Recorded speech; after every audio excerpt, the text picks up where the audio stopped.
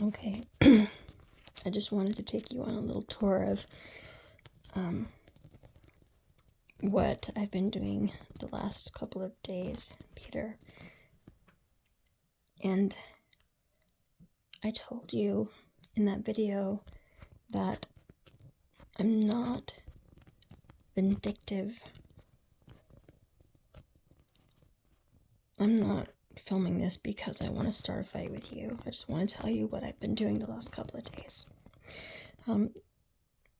The girls' room had been a mess for a long time. And I would always tell myself, I'll get around to it, because it's, I'm so busy, blah, blah, blah, kind of making up excuses, I didn't start out in this room, but, after you had left the other day, I, started cleaning up in here, compulsively, into the night, and, I knew I had work that day and the next day, and I knew that I needed to rest, and so I cleaned it all up. The only thing there is a miscellaneous box of socks, and the reality is, Peter, even though I went to the lengths to clean this room for them, I told you, and I don't know if you remember me saying this to you in the video. I don't know if you recall, but I had said that they never sleep up here anyway. As a matter of fact, I don't remember the last time that they slept in this room and in this bed, because they always want to be with me. And Olivia has never slept in this bed overnight, not once. And that's been there for months and months and months and months. And part of me wants to have her learn in here, to stay in here. But the bigger part of me wants her to stay with me in my bed because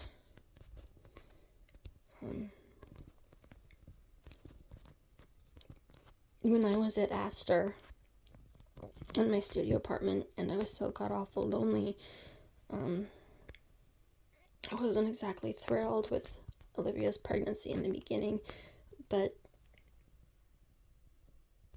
I now have a full comprehension and a full understanding why God gave her to me in the first place. I mean, to us, but God knew that I needed a saving grace during my loneliness. And so many times when I would be afraid, and missing the kids terribly and wanting them, whenever I had Olivia next to me, at my side, I had to reach out and lay my hand on her tummy, or even if I just held her foot. I had noticed during those times that I was automatically soothed and automatically comforted and automatically regulated emotionally, physically, spiritually. And that's why she sleeps in my bed to this day, because she still does that, Peter. She still does that. Yesterday, when she was here, I held onto her foot just so I could feel her and know that she was there. And like I said, the girls I don't even remember the last day that they slept up here. And I'd been trying to clean out the girls' closets forever, and I always had good intentions, but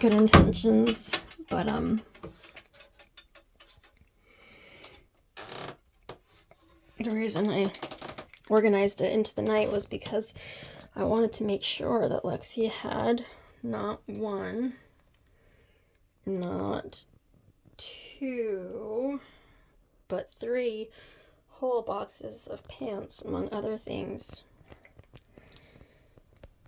because I was fearful that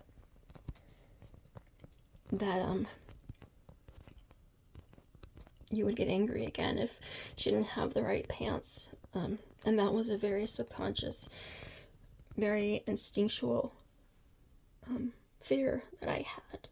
And so now Lexi knows where to get all of her pants, and so she can't wear the cutoffs, and therefore you won't get after me again. And that's why I did that.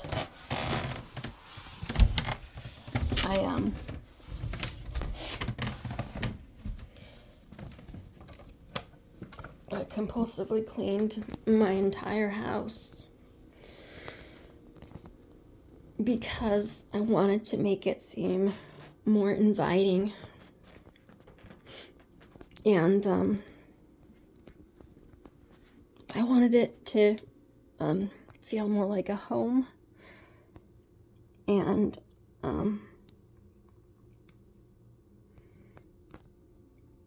the thing that triggers me the most, Peter, is that my home doesn't feel like a home to me. Even when they're here, it just feels like it's a crash pad. And that is very jarring for me psychologically, because I told you in that video, if you paid attention, I told you in that video that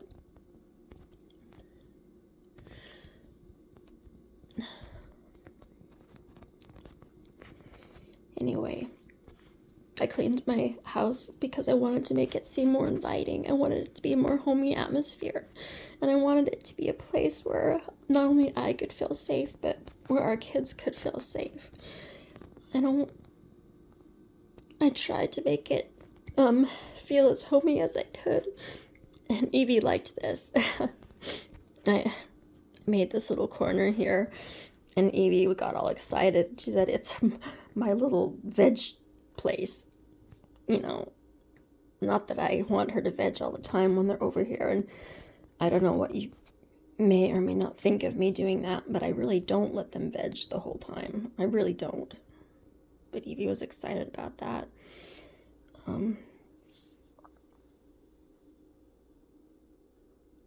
I wanted to make it seem more like a home because I don't have that unity that you do, Peter. And I said that at the video too. I don't have that sense of family unity anymore. And that is something that I really, really miss. And I crave it.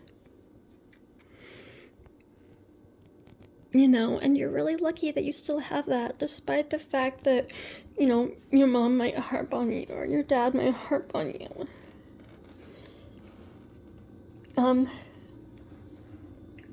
You just have to be grateful for, you know, the people in your life that do surround you. And you have to realize that I never got that sense of unity back.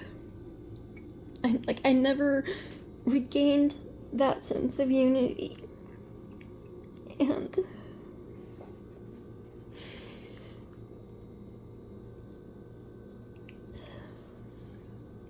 anyway,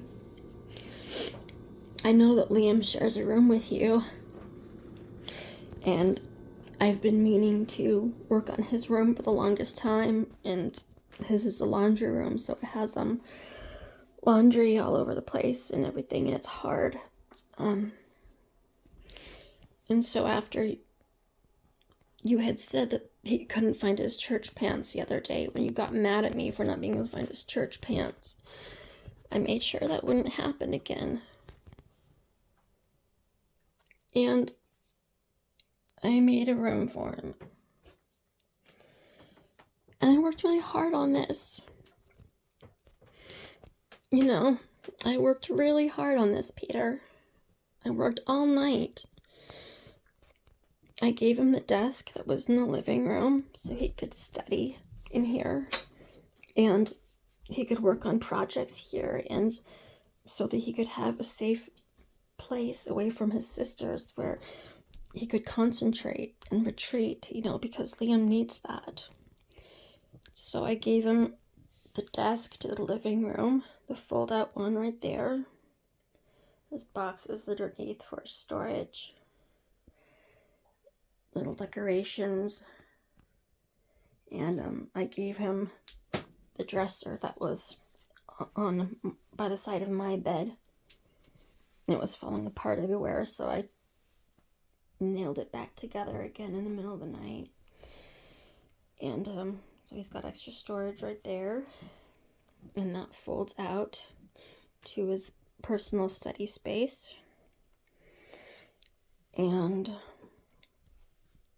when I looked inside these drawers, Liam had stashed candy and chocolate in there.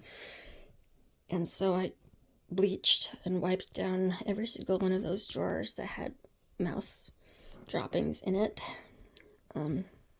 Bleached, sanitized, reorganized, all the clothes organized. I wanted it to feel more roomy, without seeing the storage on top, so I kind of did that on a whim. And I didn't want his room to feel like a laundry room per se, so I worked on this partition so you don't necessarily see the washer and dryer right in front of your face. Little Spider-Man decor going on there. A shoe rack, so we won't lose his shoes. I ran out of cover, but you get the idea. The bed does fold into the couch quite nicely. And around here, since the laundry was always confusing, and sometimes we swap clothes and stuff, I can't see it very well, but yeah, I can't see it very well, but I did a system where they each have their own laundry box up here for each kid. So when I do fold laundry from the dryer, instead of habitually throwing it on Liam's bed like we're all guilty of, we can fold it as we go along and put it directly in each kid's box. And I put it up high instead of where it was on the corner, so they wouldn't reach it per se and pull things out and make a mess. Like, I give it to them, and there's a little organizational spot right here for like shirts or stuff like that, that you can easily access. And just making it feel more like a room. And that has been important to him, and I'm sure you know that. I'm pretty sure that he would have expressed that need to you. And so I did. I gave him his own space. And the truth is, Peter, there are things that I can give our children that you can't. And I'm not saying that makes me any better or any worse. We both have things that are going for us, and we both have things that are going against us. And when I showed it to Liam today, he was so excited that he had a personal space that he could call his own. And I know he shares a room with you.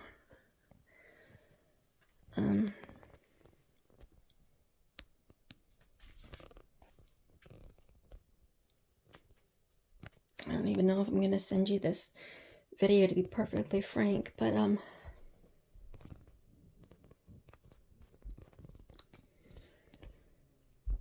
don't know.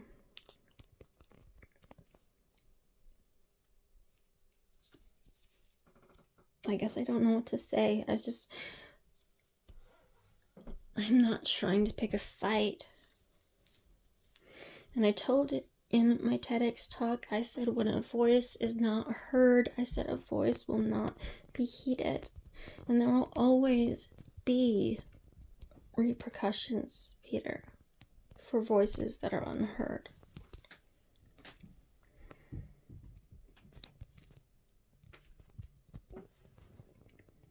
I know that it's not your job to care about me anymore.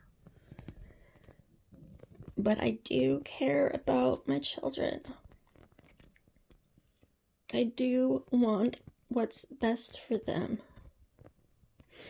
And I will admit that I do have deficits, Peter. I do. I do have cognitive deficits. You know, I do have memory relapses. I do have impulsivities. I do have irrational thought processing. And I am very insecure about my deficits, Peter. Sometimes I laugh it off. Sometimes, most of the time, I just joke about it. But in reality, I am damaged, Peter. And the things that I do and the mistakes that are made because of those deficits, it's not because I'm a negligent mother. Sometimes I still can't perceive things as the way they are. And I feel bad about it. And maybe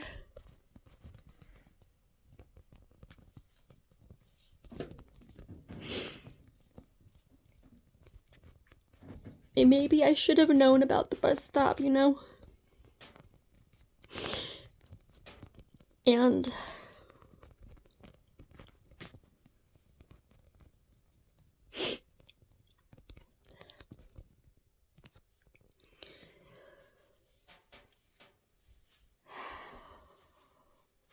I try to do whatever I can in the best of my capacity to fulfill their needs.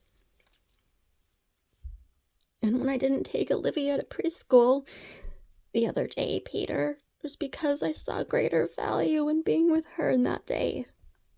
She was up till like 2 o'clock in the morning. She was tired. And on that particular morning, I just wanted to snuggle with my baby because I didn't want to give her back to you yet.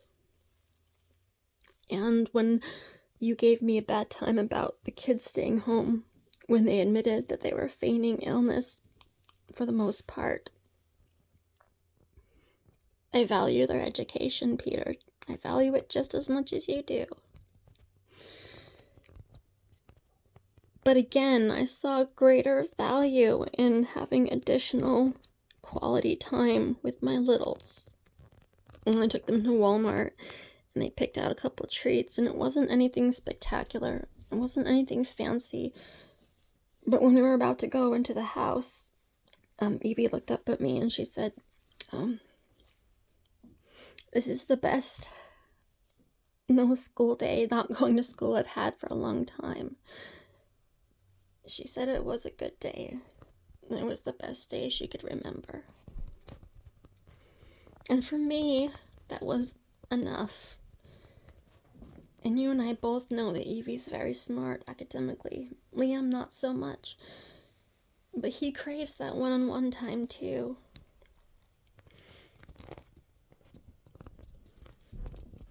And yes, I do lose my temper.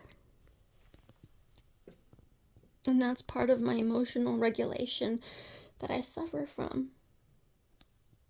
And I'll admit that openly, Peter. I will admit to my deficits. But I don't need to be punished for them.